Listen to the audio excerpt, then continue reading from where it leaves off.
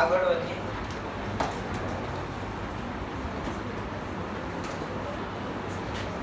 Chapter number 3 માં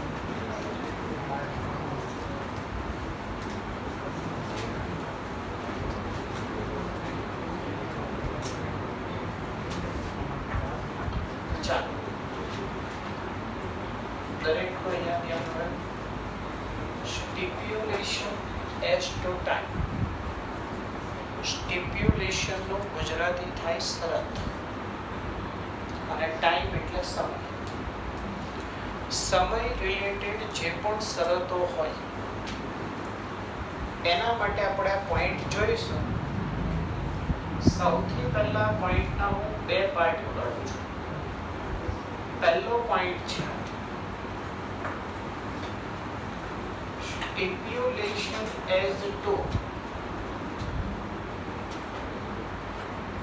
stipulation as to time for delivery of goods. અને second point છે stipulation as to time for payment of goods. Point ને બહુ ધ્યાનથી સમજજો. થોડીક વાર પહેલા કીધું એ પ્રમાણે સ્ટિપ્યુલેશન એટલે શરત. આપણે આપણા પોઈન્ટને બે પાર્ટમાં ડિવાઈડ કર્યો. એક પાર્ટ છે ડિલિવરી ઓફ ગુડ્સ નો જે સમય નક્કી થયો હોય એ, અને એક પાર્ટ છે પેમેન્ટ કરવાનો જે સમય નક્કી થયો હોય એ. ડિલિવરી ઓફ ગુડ્સ નો જે સમય નક્કી થયો છે આ શરતની વાત કરીએ છીએ. અને બીજું છે કોન્ટ્રાક્ટમાં પેમેન્ટ કરવા માટેનો જે સમય નક્કી થયો છે એની શરત. જેમ કે ઓરલ એક્ઝામ્પલ આપું છું ધ્યાનથી સાંભળજો. જેમ કે એ બી ને એવું કીધું કે હું તમને 7 દિવસમાં ગુડ્સની ડિલિવરી કરી દઈશ, અને મિસ્ટર બી એ મિસ્ટર એ ને એવું કીધું કે ભાઈ હું તમને 15 દિવસમાં પેમેન્ટ કરી દઈશ. તો અહીંયા ડિલિવરી ઓફ ગુડ્સ નો ટાઈમ કેટલો નક્કી થયો છે? 7 days. અને પેમેન્ટ ઓફ ગુડ્સ નો કેટલો ટાઈમ નક્કી થયો છે? 15 days. તો હવે નિયમ શું કહે છે? પોઈન્ટ એવું કહે છે કે ડિલિવરી ઓફ ગુડ્સ નો જે પણ ટાઈમ નક્કી થયો છે એને એસેન્સ ઓફ કોન્ટ્રાક્ટ માનવામાં આવશે, અને પેમેન્ટ ઓફ ગુડ્સ નો જે સમય છે એને નોટ કન્સિડર નહીં માનવામાં આવે એઝ એસેન્સ ઓફ કોન્ટ્રાક્ટ. એટલે કે હું શું કહેવા માંગુ છું, કોન્ટ્રાક્ટમાં ડિલિવરી ઓફ ગુડ્સ નો તમે જે સમય આપ્યો છે એ એસેન્સ છે, મહત્વની બાબત છે. એટલે 7 દિવસ કીધું છે તો 7 દિવસમાં ગુડ્સની ડિલિવરી થવી જ જોઈએ. સમજાય છે ને? પણ પેમેન્ટ નો તમે જે સમય આપ્યો છે એ શું નથી? એસેન્સ ઓફ કોન્ટ્રાક્ટ નથી. એટલે કોન્ટ્રાક્ટની મહત્વની શરત નથી. અને એટલા માટે કદાચ સમયસર પેમેન્ટ નહીં થાય તો પણ ચાલી જશે. પેમેન્ટ નહીં થાય તો ચાલશે એવું નથી કીધું. પેમેન્ટ થવું જોઈએ. પણ માની લો 15 days કીધા છે એની જગ્યા પર 20 days પર થશે તો ઇટ્સ ઓકે. પણ ડિલિવરી ઓફ ગુડ્સ માં 7 દિવસ કીધા છે તો 7 દિવસમાં ડિલિવરી ઓફ ગુડ્સ થવું જ જોઈએ. સમજાય છે દરેક? ત્યારબાદ આપણે લાસ્ટ લેક્ચરમાં કન્ડિશન અને વોરંટીનો ડિફરન્સ બુકમાંથી જોયો તો, જો યાદ હોય તો. યાદ છે? સર એટલું બધું જૂનો અમને યાદ રહે નહીં, આ અઘરો સવાલ કરવાનો. ખ્યાલ છે? બુકમાંથી કોઈ પૂછવાનું નથી એટલે હા પાડો. ઘણાને એમાં હા પાડીએ સર પૂછે તકલીફ પડે. નહીં પૂછું, ડોન્ટ વરી. આપણે લાસ્ટ લેક્ચરમાં મેં તમને બુક્સમાંથી રીડ કરાવ્યો તો કન્ડિશન અને વોરંટીનો ડિફરન્સ. એમાં 3 પોઈન્ટ હતા. 2 પોઈન્ટ રીડ કરાવ્યા હતા, સમજાવ્યા હતા. ત્રીજામાં એવું કીધું તો નહીં સમજાય. એ આપણે નેક્સ્ટ લેક્ચરમાં જોઈશું. તો બુક ઓપન કરો. એ ત્રીજો પોઈન્ટ લખ્યો છે પહેલા તો શું એ જોઈએ.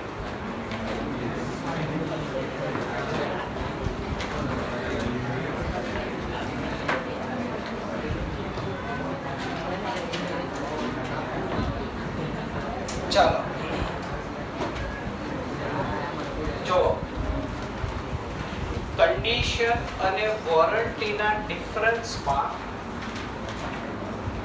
ત્રીજો ડિફરન્સ એવો લખ્યો છે કે breach of condition may be treated as breach of warranty. Condition નો બ્રીચ થાય તો એને વોરંટી તરીકે માની શકાય. પણ સામેની બાજુ શું લખ્યું છે? breach of warranty cannot be treated as breach of condition. યાદ રહેવાની રીતના યાદ રહી જશે. સેન્ટેન્સ એ રીતે બનેલું. સમજવાની રીતના સમજવું એ બહુ ઇમ્પોર્ટન્ટ છે. શું કહે છે? કન્ડિશન નો બ્રીચ થયો. બ્રીચ થવું એટલે ભંગ થવો. પણ તમે આ કન્ડિશન ને શું માની લેવા તૈયાર છો? વોરંટી માની લેવા તૈયાર છો. સર સમજાયું નહીં, ફરીથી સમજાવું.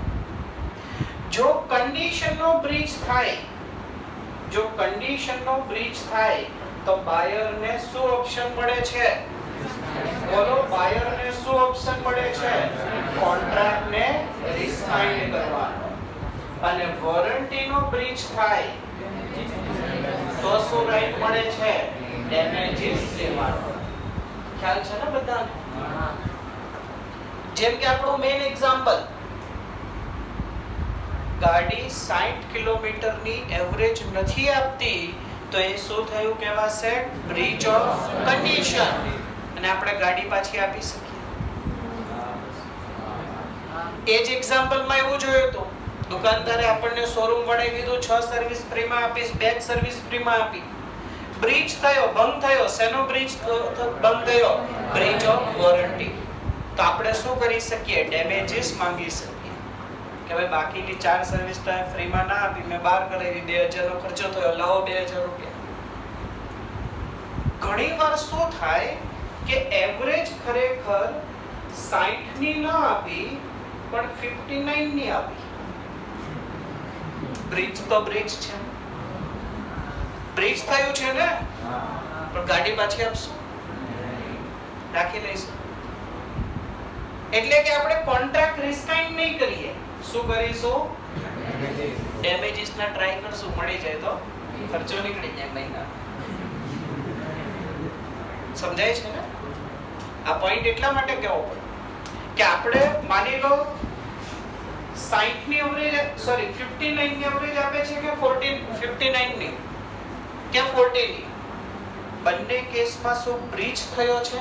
યસ, બ્રીચ થયો છે તો આપણને શું રાઈટ મળ્યો? રિસાઇન કરવાનો. પણ 40 આપણને એવરેજ આપે છે તો આપણે કોન્ટ્રાક્ટ રિસાઇન કરવાનો વિચારશું. પણ જો 59 આપે છે તો રિસાઇન નહીં કરીશું, ખાલી શું લઈ લઈશું? ડેમેજીસ. તો છેલ્લો પોઈન્ટ હવે સમજાયો. કન્ડિશન નો બ્રીચ થાય એને તમે વોરંટી નો બ્રીચ થયો છે એવું માની શકો. પણ વોરંટી ના બ્રીચ ને કન્ડિશન નો બ્રીચ માની શકાય? કે માની લો એને આપણને 6 ની જગ્યાએ 2 સર્વિસ આપી તો આપણે એમ કહીએ કે ભાઈ નહીં, મારે ડેમેજીસ નથી જોઈતા, હું કોન્ટ્રાક્ટ કેન્સલ કરું. નહીં, તો વોરંટી ના બ્રીચ ને તમે શું ના માની શકો? કન્ડિશન નો બ્રીચ થયું છે એવું માની શકો. ત્રીજો પોઈન્ટ હવે સમજાયો બધાને? બોલો યસ ઓર નો? એક ઇમ્પોર્ટન્ટ પોઈન્ટ છે અને એ પોઈન્ટના હેડિંગ ને સમજાવવા માટે જ અહીંયા આપણે આ બધી ડિસ્કશન કરી છે. એ પોઈન્ટ કંઈક આ પ્રમાણે છે. When does conditions be treated as warranty?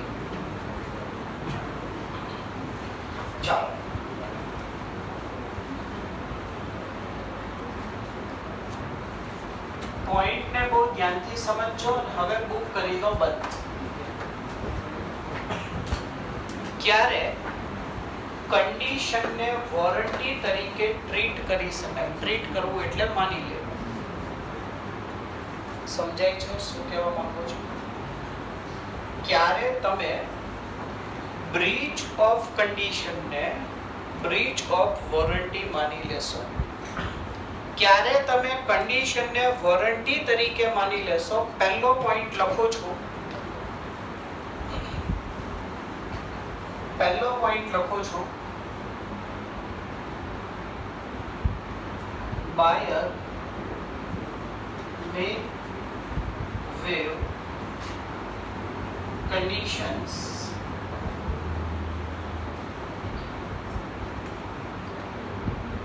and treat them as warranty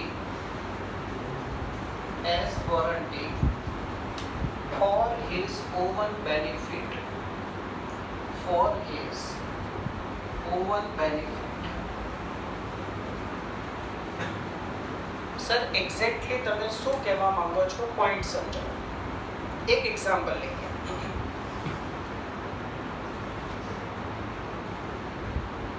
mister એ અને મિસ્ટર બી.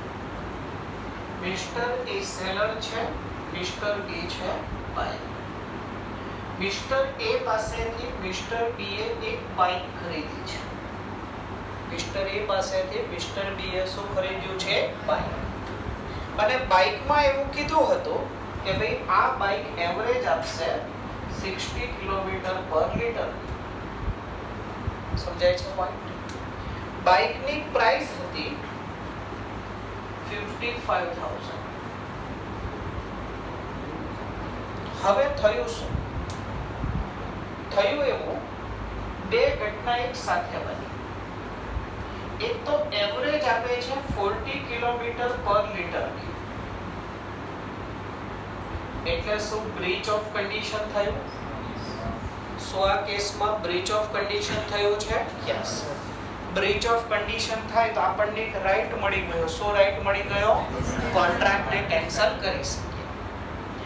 બીજી બાજુ જીએસટી એપ્લિકેબલ થવાથી આ 55,000 ની બાઇકની પ્રાઇસ થઈ ગઈ 95,000.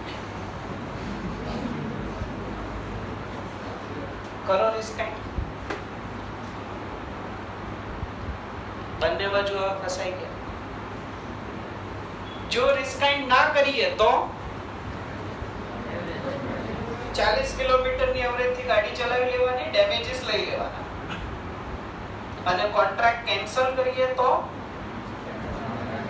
નવી બાઇક લઈશું એ 95 ની આવશે. સમજાય છે ને? બોલો હવે એ ઓર્ડિનરી પ્રુડન્સ, સામાન્ય બુદ્ધિ શક્તિ વાળી વ્યક્તિ હોય એ શું ડિસિઝન કરે? કોન્ટ્રાક્ટ કેન્સલ કરવાનું વિચારશે કે ડેમેજીસ થી ચલાવી લેશે? ડેમેજીસ થી ચલાવી લેશે. સમજાય છે? હવે ઉપરનો પોઈન્ટ જો, બાયર મે વેવ એટલે જતું કરવું. બાયર કન્ડિશન જતી કરે છે and treat them as warranty, અને કન્ડિશન ને શું માની લેશે? વોરંટી માની લેશે. for his own benefit, પોતાના ફાયદા માટે. તો આ કેસમાં કન્ડિશન ને આપણે શું માની લીધી? વોરંટી માની લીધી. દરેકને સમજાય છે? Second point,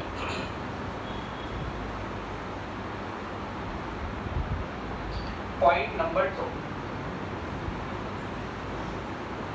buyer may elect, buyer પસંદ કરે છે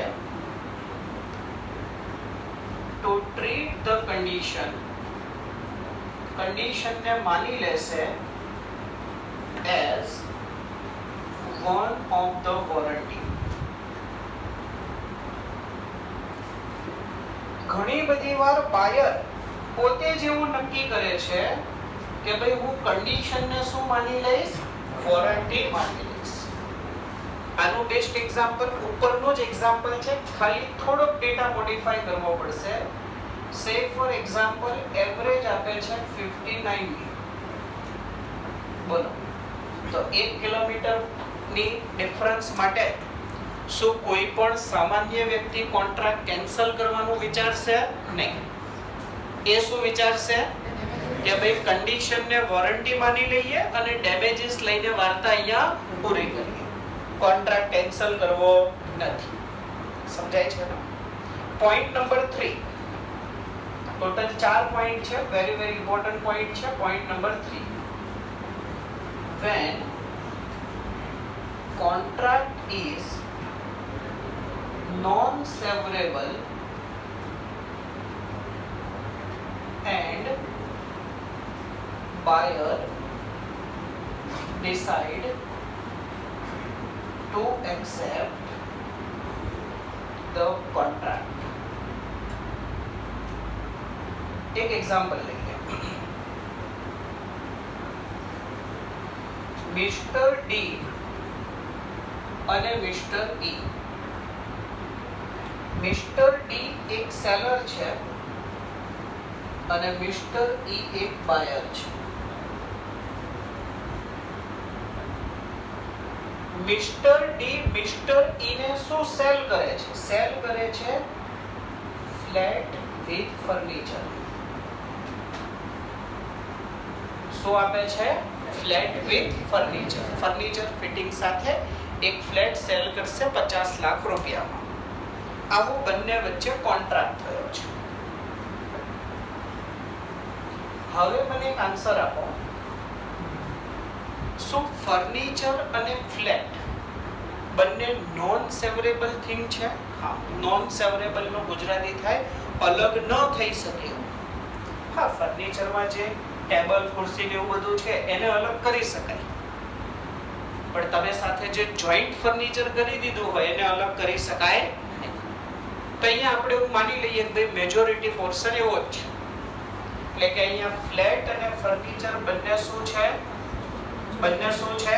નોન સેવરેબલ છે. નોન સેવરેબલ એટલે અલગ કરી શકાય નહીં. હવે ફ્લેટમાં તો આપણે એવું ના કહી શકીએ કે જેવું કીધું તેવો નથી, કારણ કે એ તો આપણે જગ્યા જોઈ હોય એટલી જગ્યા હોય. પણ જો ફર્નિચર કીધું એવું નથી, it means so breach of condition થયું કહેવાશે? યસ. હવે જો બાયર પાસે બે ઓપ્શન છે. એક ઓપ્શન કયો છે? કોન્ટ્રાક્ટ કેન્સલ કરી દો. ભાઈ મારે ફ્લેટ જ નથી જોઈતો, ફ્લેટ જ નથી જોઈતો તો ફર્નિચર જોઈએ છે કે નહીં એનો સવાલ આવે નહીં. કોન્ટ્રાક્ટ અહીંયા કેન્સલ કરો. જો 50 લાખ અપાઈ ગયા છે તો 50 લાખ મને પાછા આપી દો. ત્યાં કોન્ટ્રાક્ટ પૂરો થઈ ગયો. પણ અહીંયા શું થયું? કન્ડિશન ને તમે કન્ડિશન જ માની કે ભાઈ વસ્તુ હતી એવી જોઈએ. પણ ઘણીવાર શું થાય? પહેલા કેસમાં થયું એવું થાય, ફ્લેટની પ્રાઇસ વધી ગઈ હોય, 60 લાખ 70 લાખ થઈ ગઈ હોય, તો બાયર શું કરે કે ભાઈ હું આ ફ્લેટ એક્સેપ્ટ કરવા તૈયાર છું. નોન સેવરેબલ છે એટલે બાય ડિફોલ્ટ ફર્નિચર પણ એક્સેપ્ટ થઈ ગયું કહેવાશે? યસ. તો પોઈન્ટ આ છે, જ્યારે કોન્ટ્રાક્ટ નોન સેવરેબલ હોય અને તમે જો કોન્ટ્રાક્ટ એક્સેપ્ટ કરો છો તો આ કેસમાં કન્ડિશન શું બની ગઈ કહેવાશે? વોરંટી. એટલે માની લો તમારી ઈચ્છા પ્રમાણેનું ફર્નિચર નથી, તો બિલ્ડરને તમે કહી શકો કે આટલી આટલી જગ્યા પર ખામી છે, તમારે મને 2 લાખ પાછા આપવા પડશે. તો એ ડેમેજીસ કહેવાય. એ શું કહેવાય? ડેમેજીસ. પોઈન્ટ ફરીથી રીડ કરીએ. when contract is non severable and buyer decide to accept the contract. clear point છે. અને ત્યારબાદ point number 4.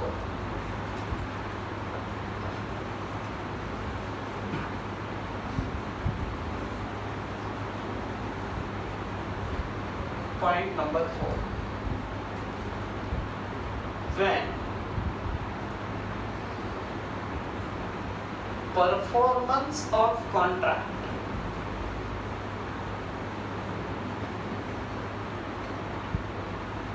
is excusable, is excused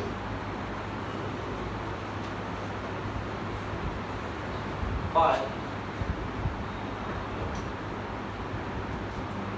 શું કહેવા માંગે છે આ સેન્ટેન્સ? એક એક્ઝામ્પલની મદદથી પોઈન્ટને સમજીએ.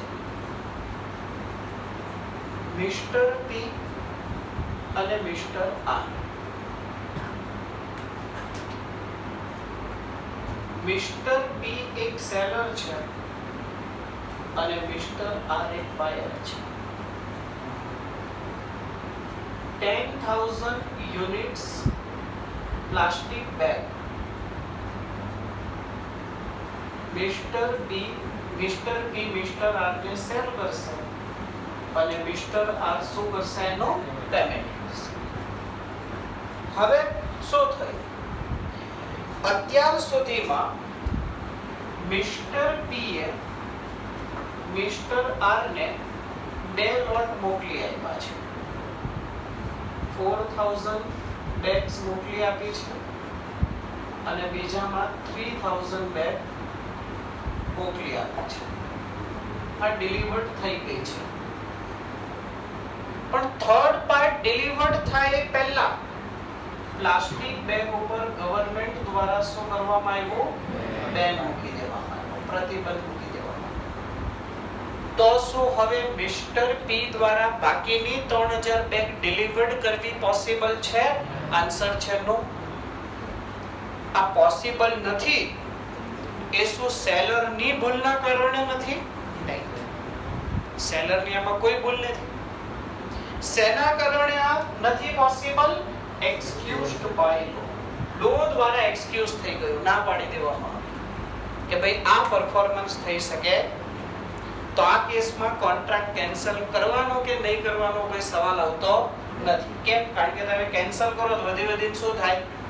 બેગ નહીં આપતા. તો અહીંયા એક તો કોન્ટ્રાક્ટ છે, સમજાય છે ને? બેગ નહીં આપવા વાળો સવાલ છે નહીં, કારણ કે ગવર્નમેન્ટ એના ઉપર ઓલરેડી શું મૂકી દીધું છે? બેગ. તો ફરી એકવાર કન્ડિશનને ક્યારે વોરંટી માની શકાય? 4 પોઈન્ટ. પહેલો point, buyer waive the condition altogether. બીજો point, buyer may treat the condition as one of the warranty.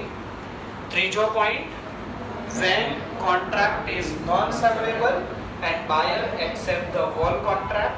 અને point number 4, when performance of contract is excused by law. Clear છે? જો કોઈને યાદ હોય તો મેં કીધું તો 3 ઇમ્પોર્ટન્ટ ક્વેશ્ચન છે. એક ઇમ્પોર્ટન્ટ ક્વેશ્ચન હતો ઇમ્પ્લાઇડ વોરંટી. બીજો ઇમ્પોર્ટન્ટ ક્વેશ્ચન છે, એમાં 2 પાર્ટ છે.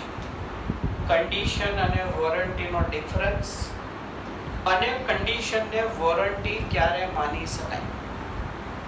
સમજાય છે? અને ત્રીજો ઇમ્પોર્ટન્ટ ક્વેશ્ચન છે, એ પણ આપણે અત્યારે જ જોવાના છીએ.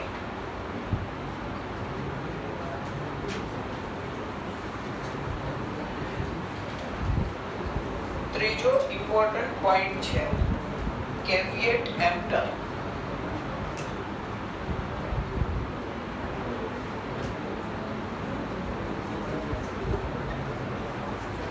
ચાલો દરેકનો અહીંયા ધ્યાન. કેવિએટ એમ્પટર એટલે શું? ખાસ પોઈન્ટને ધ્યાનથી સમજો. અગેન કહું છું, વેરી ઇમ્પોર્ટન્ટ ક્વેશ્ચન છે આ ચેપ્ટરનો અને ઇવન એસઓજી નો. શું કહેવા માંગે છે પોઈન્ટ? એક એક્ઝામ્પલની મદદથી પોઈન્ટને સમજીએ.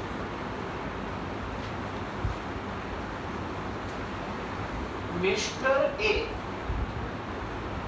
અને મિસ્ટર બી. મિસ્ટર એ એક સેલર છે અને મિસ્ટર બી એક બાયર છે.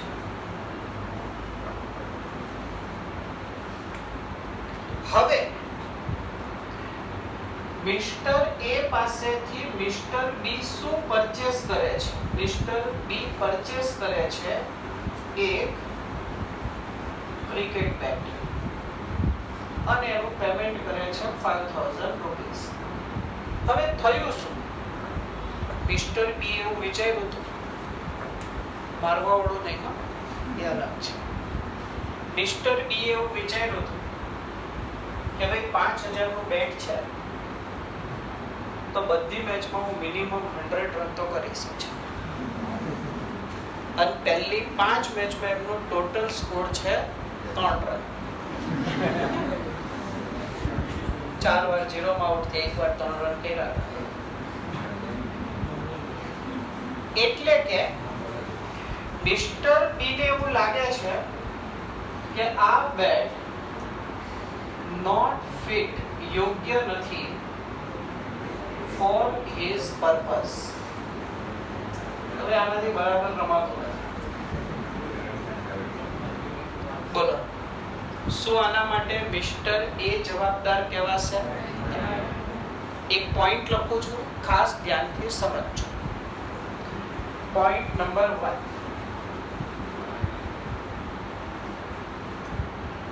caveat emptor means, caveat emptor એટલે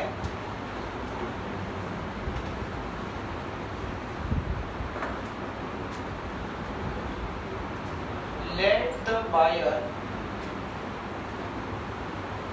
beware.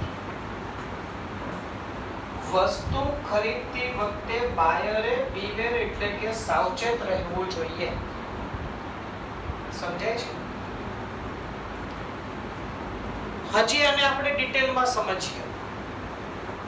Point number 2, when goods are displayed in open market,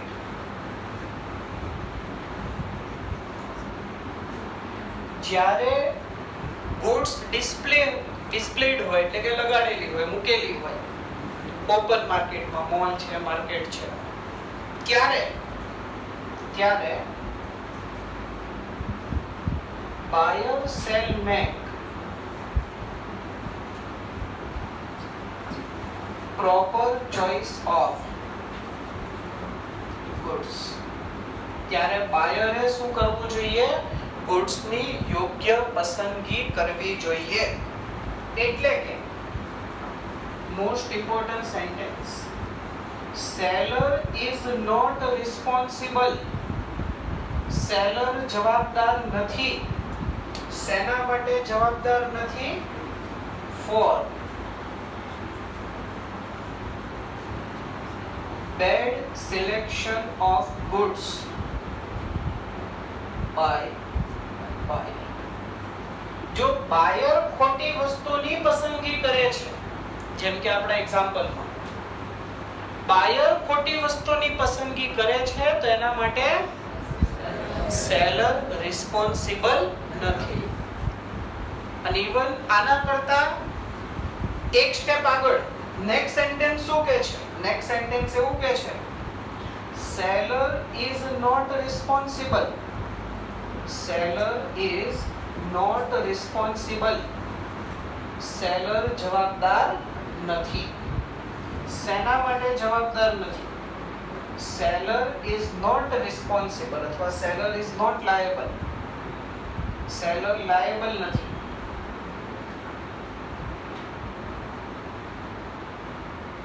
To disclose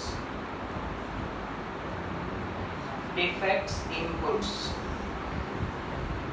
point સમજાય છે? ઇવન માની લો વસ્તુમાં કઈ ખામી છે, તો સેલર આ ખામીને ડિસ્ક્લોઝ કરવા માટે, જણાવવા માટે લાયબલ નથી. એટલે સેલર કઈ તમને સામેથી નહીં કે ભાઈ આ વસ્તુ નહીં લઈ જતા, આ વસ્તુમાં ખામી છે. સમજાય છે? એ આપણને પહેલા પોઈન્ટે કહી દીધું, લેટ ધ બાયર બીવેર. એ બાયરે સાવચેત રહેવાનું છે કે ભાઈ એને શું કરવાનું છે? યોગ્ય વસ્તુની પસંદગી કરવાની છે. અને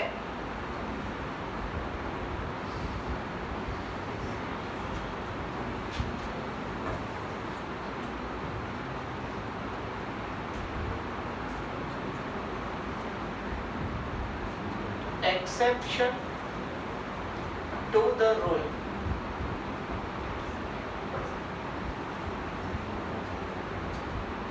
Caveat emptor.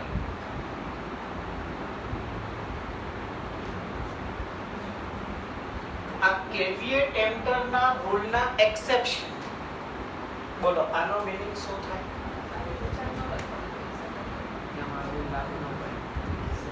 આનો મીનિંગ શું થશે? સેલર રિસ્પોન્સિબલ છે. સમજાય છે? ઘણી બધી વાર કીધું છે. એક્સેપ્શન નો મીનિંગ શું થાય? જે નિયમ હોય એના કરતા ઊંધો નિયમ. તો નિયમ શું છે? બાયર જવાબદાર છે, સેલર રિસ્પોન્સિબલ નથી. તો એના કરતા ઊંધો શું થયું? સેલર રિસ્પોન્સિબલ છે. તો પહેલા તો એક્સેપ્શન નો મીનિંગ લખી દઈએ.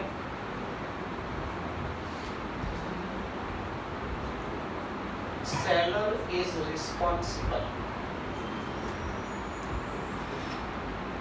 હવે સેલર ક્યારે રિસ્પોન્સિબલ છે? બુક ઓપન કરો.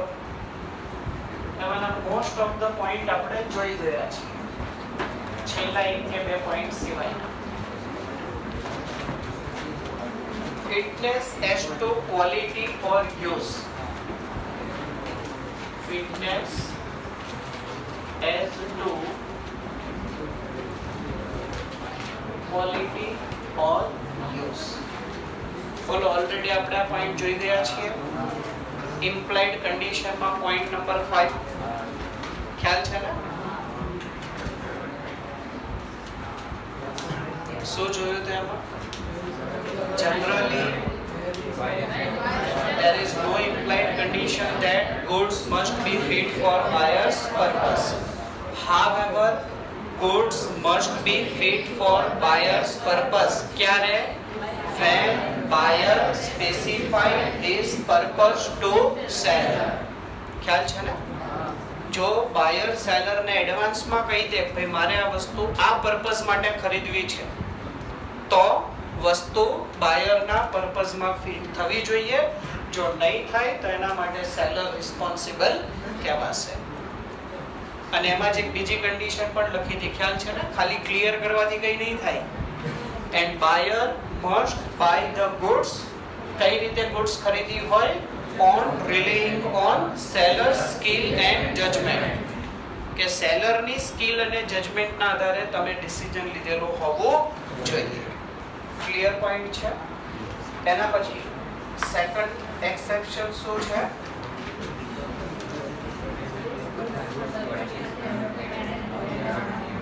goods purchased under patent or brand name. ચલો આમાં કોઈને કોઈ અલગ લાગતું હોય તો મને પૂછી શકે છે. મને લાગે છે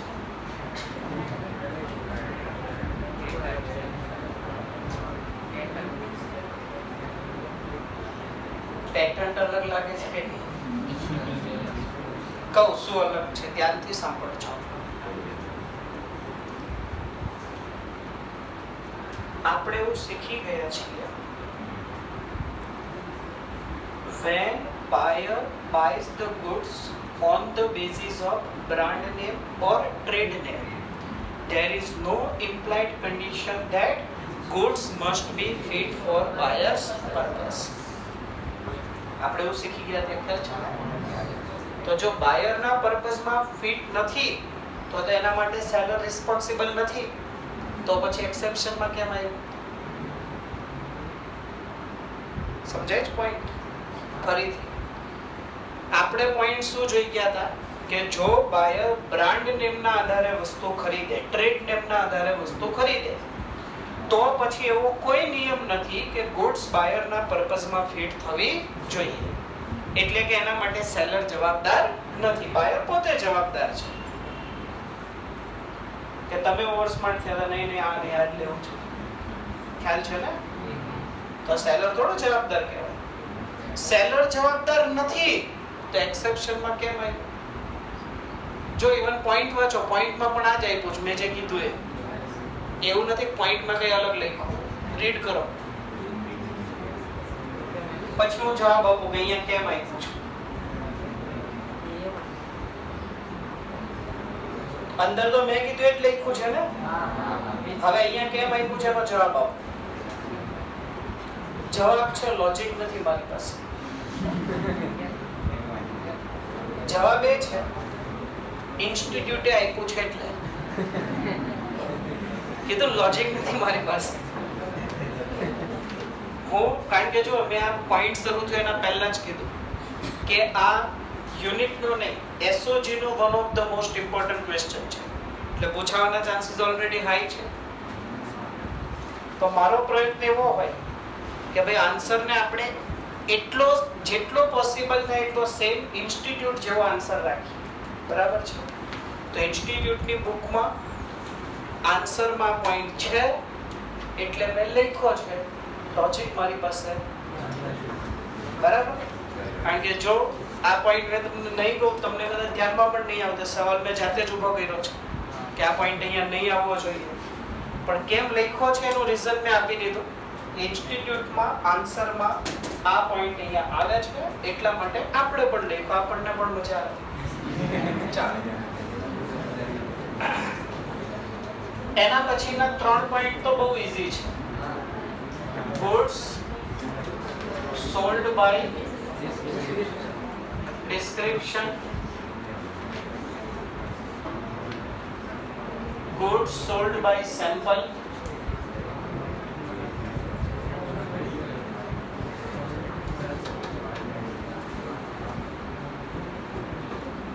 and goods sold by sample as well as description. 3 point આપણે શીખી ગયા છીએ. જો વસ્તુ ડિસ્ક્રિપ્શન પ્રમાણે ખરીદાઈ હોય તો એ વસ્તુ ડિસ્ક્રિપ્શન પ્રમાણે હોવી જ જોઈએ. જો નથી તો એના માટે સેલર રિસ્પોન્સિબલ કહેવાશે. જો વસ્તુ સેમ્પલ પ્રમાણે પરચેસ થઈ હોય તો વસ્તુ સેમ્પલ પ્રમાણે હોવી જ જોઈએ. જો નથી તો એના માટે સેલર રિસ્પોન્સિબલ છે.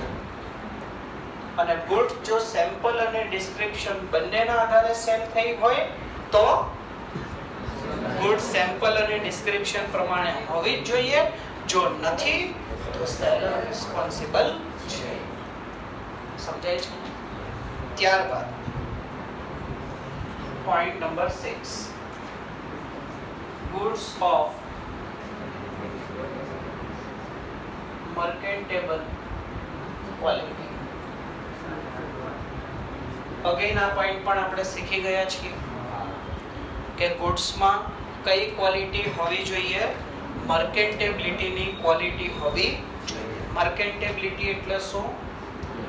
જો ગુડ્સ રીસેલ માટે પરચેસ થઈ છે તો ઇમિડિયેટલી ફૂલ માર્કેટ વેલ્યુ પર સેલેબલ હોવી જોઈએ.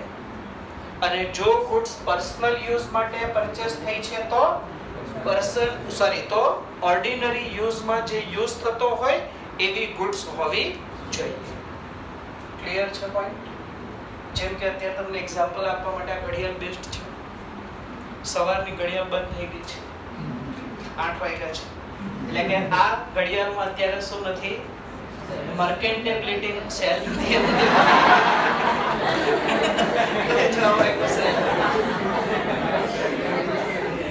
આ ઘડિયાળમાં અત્યારે મર્કેન્ટેબિલિટી નો ગુણ નથી, કારણ કે ઘડિયાળનો ઓર્ડિનરી યુઝ શું છે?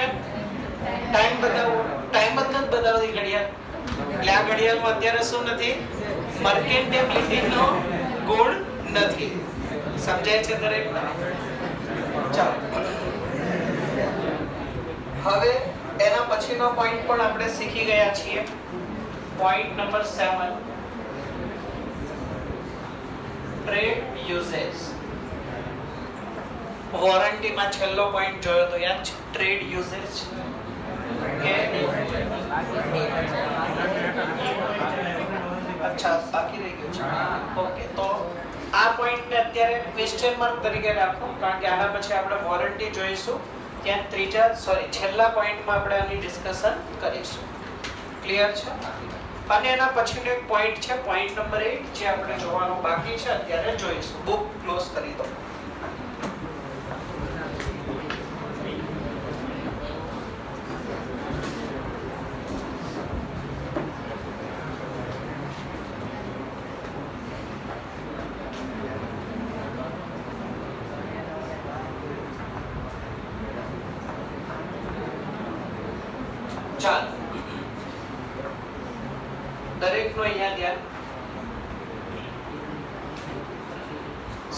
સૌથી પહેલા હું પોઈન્ટ લખું છું અને પોઈન્ટ લખાઈ જાય પછી એના બેઝિસ પર આપણે એક્ઝામ્પલ જોઈશું. If seller actively conceal the defect in goods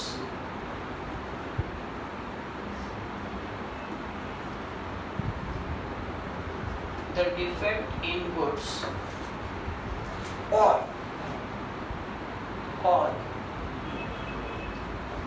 seller is guilty of fraud,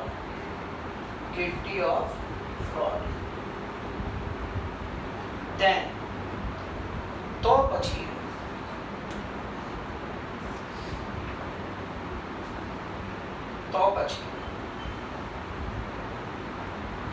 seller is liable for loss to buyer.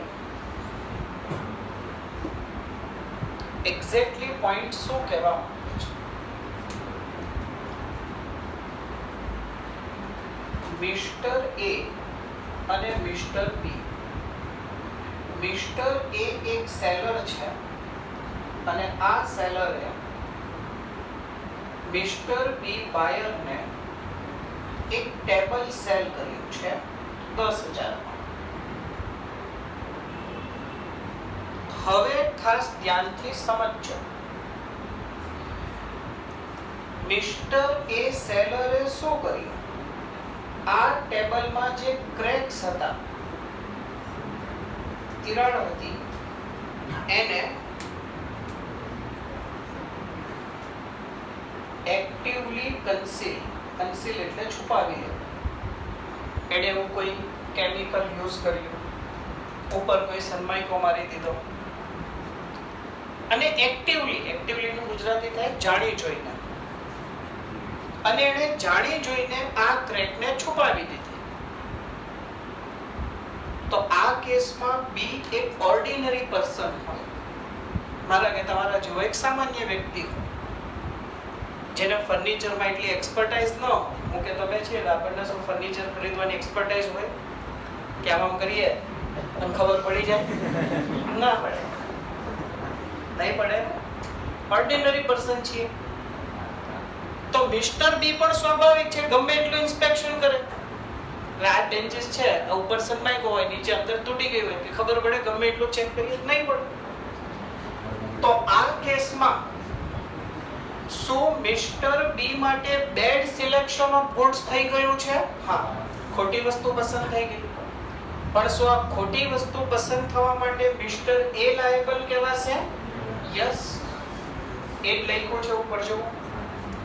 If seller actively conceal, જાણી જોઈને છુપાવે છે, defect in goods, વસ્તુમાં ખામી હતી, તમે જાણી જોઈને છુપાવી. અથવા તો seller is guilty of fraud, કે આ જે ખામી છુપાઈ ગઈ ઇનડાયરેક્ટલી ફ્રોડ જ છે ને. તો સેલર ફ્રોડ માટે લાયબલ છે, ફ્રોડ સેલરે કર્યું છે. તો આ કેસમાં સેલર લાયબલ કહેવાશે, બાયરને જે નુકસાન ગયું એના. ક્લિયર છે પોઈન્ટ? હવે વોરંટી વાળો પોઈન્ટ લઈએ, કારણ કે એ પોઈન્ટ આપણો અધૂરો છે.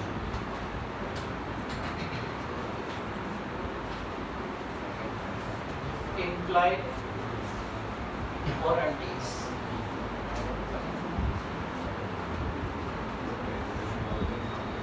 implied warranty માં આપણે પહેલી વોરંટી જોયેલી છે, બરાબર ને? Warranty as to quiet possession. Warranty as to quiet possession. Warranty as to quiet possession એટલે યાદ છે ને બધાને કે એઝ અ બાયર શું રાઈટ મળે છે? વસ્તુના પોઝેશનને એન્જોય કરવા. એટલે કે વસ્તુનું પોઝેશન આપણી પાસે આવી જાય પછી આપણે વસ્તુને જે રીતે યુઝ કરવી હોય એ રીતે યુઝ કરી શકીએ. કોઈ વ્યક્તિ આપણા પોઝેશનમાં ડિસ્ટર્બન્સ કરી શકે, અને જો સુપીરિયર ટાઇટલ વાળી વ્યક્તિ, સુપીરિયર ટાઇટલ નો પોઈન્ટ જોયો તો યાદ છે, જો સુપીરિયર ટાઇટલ વાળી વ્યક્તિ ડિસ્ટર્બન્સ કરે છે પોઝેશનમાં, તો બાયર શું કરી શકે? સેલર પાસેથી ડેમેજીસ રિકવર કરી શકે. Move forward. Warranty as to free from ઇન્કમ્બરન્સ.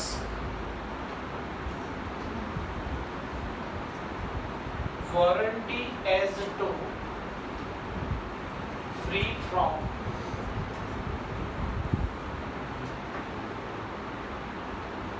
ઇન્કમ્બરન્સ. પહેલા પોઈન્ટ લખું છું, પછી એક્સપ્લેન કરીશ.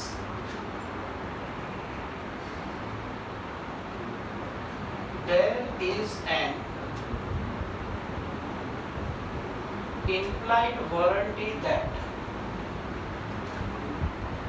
એવી એક છુપી વોરંટી છે કે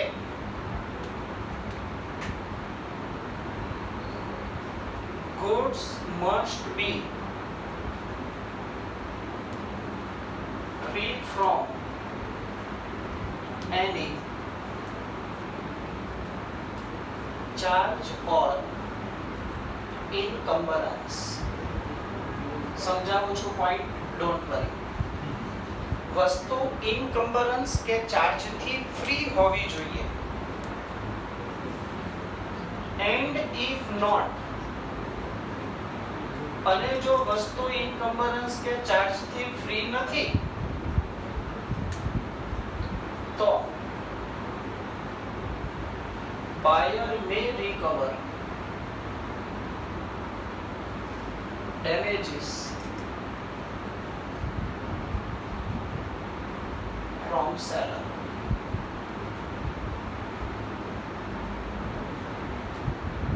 એક એક્ઝામ્પલ લઈએ એટલે ઉપરનો પોઈન્ટ ઈઝીલી સમજાઈ જશે.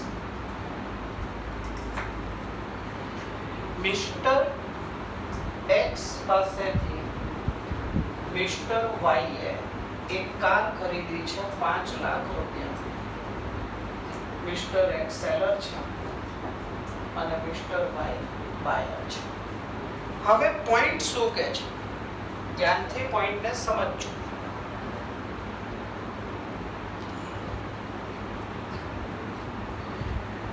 કાર ખરીદ્યા પછી મિસ્ટર એક્સ ને ખબર પડી કે મિસ્ટર વાય ને ખબર પડી કે મિસ્ટર એક્સ આ કાર ઉપર એસબીઆઈ પાસેથી 4 લાખ રૂપિયાની લોન લીધેલી છે.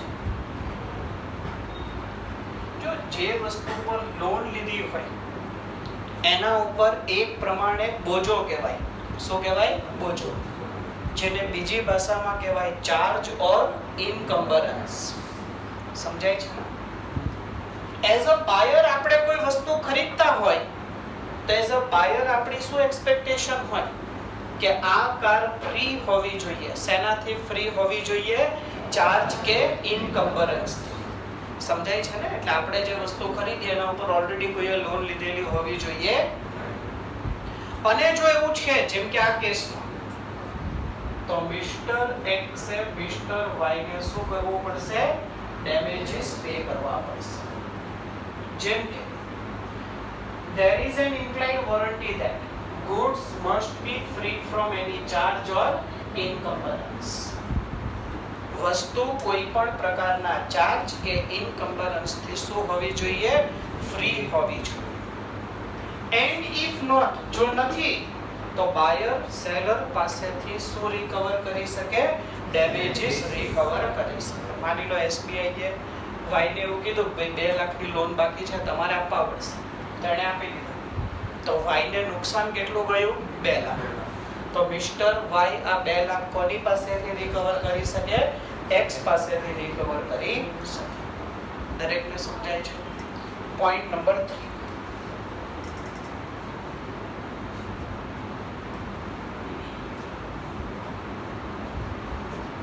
Disclosure of dangerous nature of goods.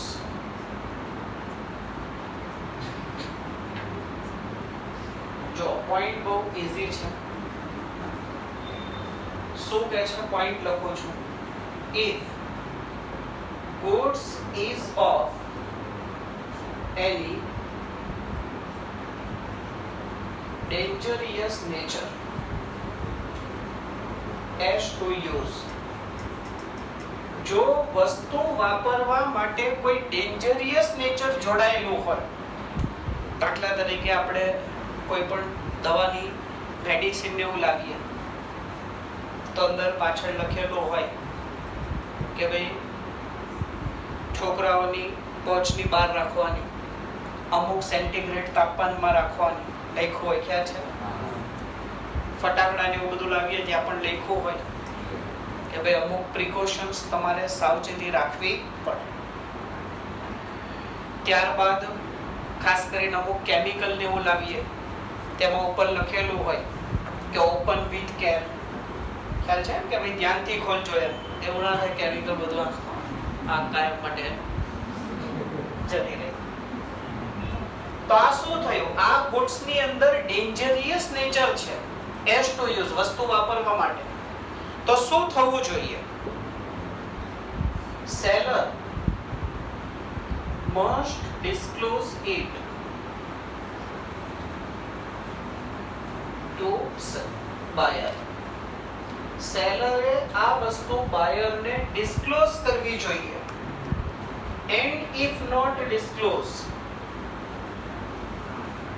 અને જો આ વસ્તુ તમે ડિસ્ક્લોઝ નથી કરતા તો બાયર may recover damages incurred to him. એને જે પણ નુકસાન ગયું છે એ નુકસાન બાયર રિકવર કરી શકે. કોની પાસેથી રિકવર કરી શકે? સેલર પાસેથી રિકવર કરી શકે. અને એના પછીનો એક પોઈન્ટ છે, point number 4. Warranty as two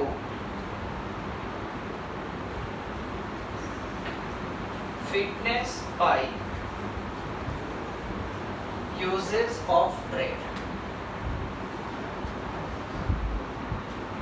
પહેલા પોઈન્ટ લખું છું પછી એક્સપ્લેન કરું છું. goods must be fit for purpose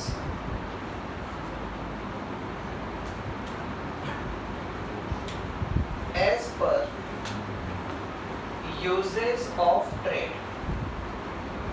uses of trade નું ગુજરાતી થાય, uses of trade નું ગુજરાતી થાય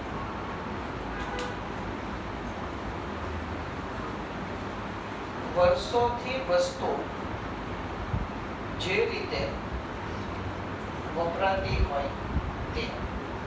એટલે કે શું કહેવા માંગુ છું, એક એક્ઝામ્પલ આપું છું. જો કોઈ એક નોર્મલ પ્લેસ છે, સુરત સિવાયનું કોઈ પણ, ત્યાં કોઈ વ્યક્તિ ડાયમંડ પરચેસ કરે છે તો ડાયમંડ પરચેસ કરવાનો એનો પર્પઝ, એનો હેતુ શું હશે? જ્વેલરીમાં પહેરવું, એ જ પર્પઝ હોય ને. હવે માની લો કોઈ એક વ્યક્તિએ ડાયમંડ પરચેસ કર્યો સુરત સિવાયની કોઈ જગ્યા પરથી, તો એ ડાયમંડ કેવો હોવો જોઈએ? જ્વેલરીમાં યુઝ થાય એવો હોવો જોઈએ. ક્લિયર છે બધા? પણ એ જ વસ્તુ એટલે કે ડાયમંડ જ સુરતમાં વર્ષોથી યુઝેસ ઓફ ટ્રેડ, વર્ષોથી કઈ રીતે યુઝ થાય છે? સેલ પરચેસ માટે, વેપાર કરવા માટે. સમજાય છે ને? તો જો કોઈ વ્યક્તિ સુરતમાં ડાયમંડ પરચેસ કરે છે તો એ ટ્રેડ માટે ઉપયોગી હોવો જોઈએ, એટલે એનું ખરીદ વેચાણ થઈ શકે એવું હોવું જોઈએ. પણ જો સુરતની બહાર કોઈએ ડાયમંડ પરચેસ કર્યા તો જ્વેલરી યુઝમાં આવે એવું હોવું જોઈએ. સમજાય છે? જેમ કે એનું બીજું એક એક્ઝામ્પલ, ટાઈ, સિરામિક ને બધું છે, તો અહીંયા સુરતમાં કે બીજી કોઈ બી જગ્યાએ કોઈ પરચેસ કરે તો શા માટે પરચેસ કરે? પોતાના ઘરે યુઝ થાય એ માટે. પણ મોરબીમાં મે બી ટ્રેડ માટે પરચેસ થતું હોય. સમજાય છે ને? તો જે તે જગ્યા પર વસ્તુનો જે યુઝ થતો હોય એ યુઝ થતો હોવો જોઈએ. ક્લિયર છે પોઈન્ટ? ઓકે, અહીંયા સુધી રાખીએ છીએ. 24.